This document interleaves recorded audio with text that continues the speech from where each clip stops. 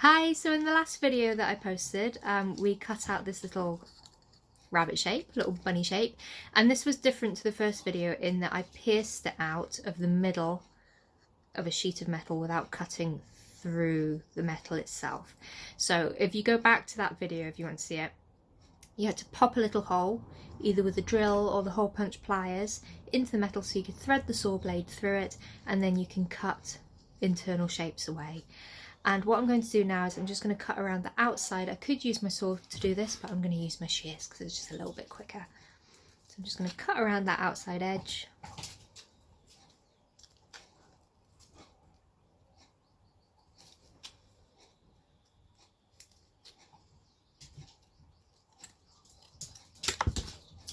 Like so, and I'm going to do the same on the other side, and then I'll show you what we'll do next after that.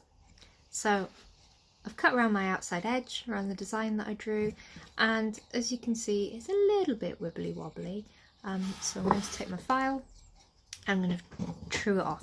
So I've got a little notch in my bench peg. I'm going to support the metal in that notch so it's nice and secure, and then if you remember, it's push and lift with the files because they only cut on the forward motion, and as I'm pushing I'm going with the curve of the metal because otherwise you're just going to end up with little flat pads.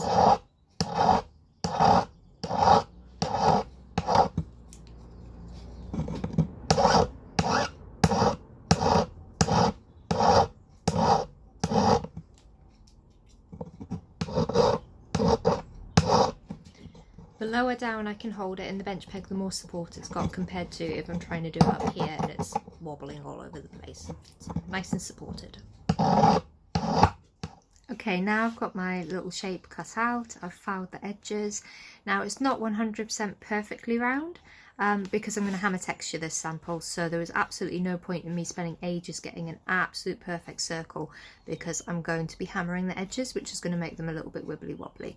If I was keeping this plain, what I would have done was I would have cut with my saw, so I'd be a bit more accurate with my cutting, and then I would have spent more time filing, and if I had gone a little bit wibbly wobbly I would have redrawn my circle so that I had a proper guide when I was doing my filing. But like I say, because I'm going to hammer this, there's no point, but I am going to give it a little smooth with some sandpaper just to get rid of any bigger stretches that may be on the surface of the metal. So here's my little bit of metal, it's been smoothed off, and now I'm going to hammer texture it. So just so you can see it properly, I'm going to put a steel block up on my peg here, and so that I hammer more evenly, I'm going to stand up to do it. Because if you stand up, you can hammer straight down. If I sit down to do it, I'll do it sideways. Can you see I'm hammering on a bit of an angle? So your hammer blows aren't going to be as uniform compared to if I stand up and do this. Now, when you're doing your hammering, if you hit straight down, your overall shape won't change too much, but if you hit on the edges or flick in a direction, the metal will start to move in that direction.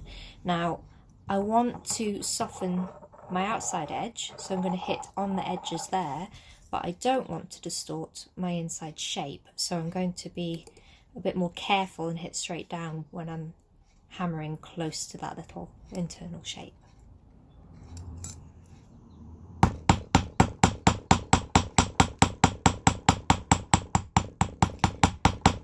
So when I'm hammering close to the internal shape, I'm doing it a lot lighter, and then when I'm hammering the rest of it, I can be a little bit more heavy-handed. It's good practice to try and keep the hammer bouncing more or less at the same spot and move your metal. And like I say, you don't need to grip very hard. If you're gripping hard with this hand, you'll have tension up and down your arm, which may cause pain, whereas if you have a nice loose grip, you shouldn't have any tension.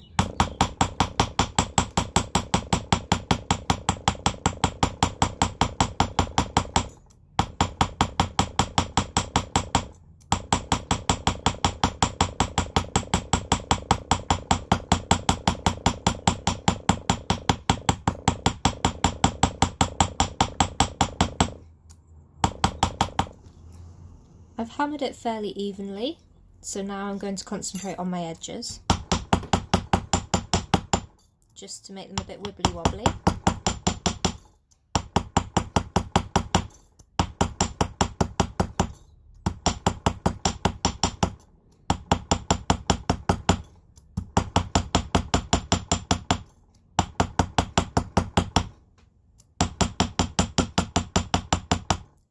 just checking it to see if it's nice and even and uniform, or I've missed any little bits.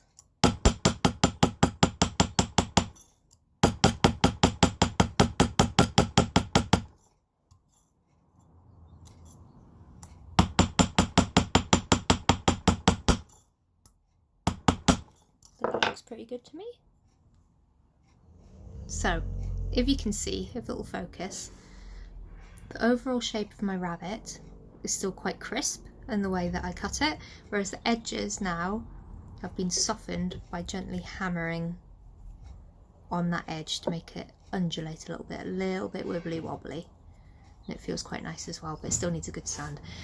So what I'm going to do first though is I'm going to pop a hole in this. I'm going to use my hole punch pliers, but remember you could use a drill or a nail or whatever you choose.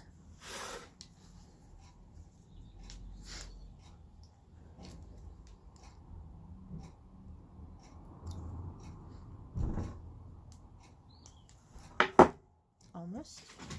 I haven't squeezed quite hard enough, so I'll use this to take it off the back. There we go. Little hole. Ready to put a jump ring on once I've given it a good sanding.